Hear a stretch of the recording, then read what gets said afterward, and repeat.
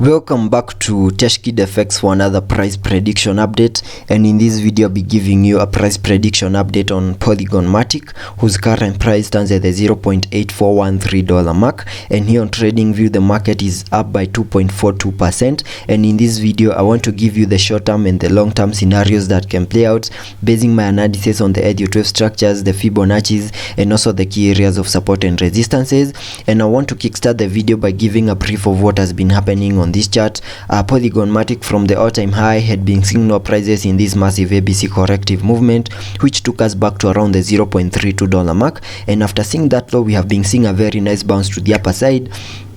which has been obeying the Elliot wave structures, and I believe this wave 5 to the upper side over here will be taking us back to an all-time high in the next bull market. But before we get to an all-time high, we first need to see that first wave to the upper side, which I believe we have completed the formation of that higher Elliot wave count 1, and right now my primary scenario is that we are in the formation of this higher Elliot wave count 2. Here on the 4-hour chart you can see I have this Elliot wave structure in yellow, which is a fractal wave within that first wave to the upper side, and that is so because the first wave to the upper side is an impulsive wave, and we expect to see fractal waves in formation within that higher Elliot wave count 1 to the upper side. And getting to see whether this first wave to the upper side has maximized our target areas using the Fibonacci's, that is the trend based Fibonacci, connecting it from the low of the first wave to the high of that wave 1, then dragging the fibs to the high of that wave 3. That gives me a minimum target area to the upper side in the formation of that higher Elliot wave count 1 at the fib level 0.618, and that is at around the $1.25 mark, and that means we have fully maximized our target area because we went back to around the $1.3 mark.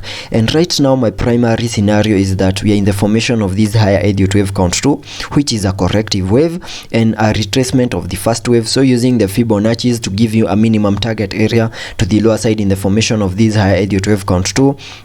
by connecting the Fibonacci's from the low of the first wave down there to the high of that wave 1, that gives me a minimum retracement area between the fib level 0.5 and the fib level 0.618, and I can mark that target area here on the chart, which perfectly lies between the $0.81 mark and the $0.69 mark, and that is the minimum that I'm expecting this higher Elliot wave count 2 to the lower side to do. And zooming in so that we can see this better, you can see after making our high in the formation of that high Elliot wave count 1, we saw the formation of a double top, which was supporting that retracement to the lower side in the formation of this wave 2, because this is a chart pattern that normally breaks to the lower side, having the target area of the breakout as the height between the tops and the neckline, and we saw the breakout out of that chart pattern. Then we have seen an ABC corrective structure right here, because a wave 2 is a corrective wave. We also expected such a structure, and we are seeing it right here, having that as the wave A, then a wave B, then I'm expecting a wave C to fully maximize this red target area that I have over here. And jumping to the 1-hour chart so that we can see what chart patterns we have here on the 1-hour chart, you can see there's a time we had retraced back to the key area of support at around the $0.78 mark. That key area of support gave us support, and we saw a very nice bounce to the upper side over here, and after making our high at around the $0.9 mark, we have been trading within this channel, and that gives me the first possible scenarios that can play out over here. From this channel you can see this is a descending channel, and we are trading almost at the upper side of the channel, and there are chances that we might get to the upper side of the channel, and in case that happens, then and give us a breakout to the upper side, then I would expect to see a retest of the upper side of the channel, and once the retest is in, then we can continue pushing even higher. And in case we do not manage to break out of the channel to the upper side, there are chances that we might hit the upper side of the channel, then see a retracement to the lower side over here, to the lower side of the channel. And in case we lose the lower side of the channel, then the key area of support at around the $0.78 mark can either give us support and see another bounce, or we can just lose that key area of support and continue pushing even lower to fully maximize the formation of that high Elliot wave count 2. And in the formation of this ABC corrective structure, in the formation of the wave C, we are seeing a 5-wave structure in formation within this wave C over here. And if I draw my Elliot wave structure, we can have this as the wave 1, then a wave 2, then we continued pushing low in a wave 3, then we saw a bit of a bounce over here, which might have come to a complete in the formation of this wave 4. Then I'm expecting another impulsive movement to the lower side in a wave 5 to fully maximize the formation of that higher Elliot wave count 2. And getting a little bit into the details of the formation of this Elliot wave structure within a wave C, In the formation of a wave 4 over here, which we might have completed,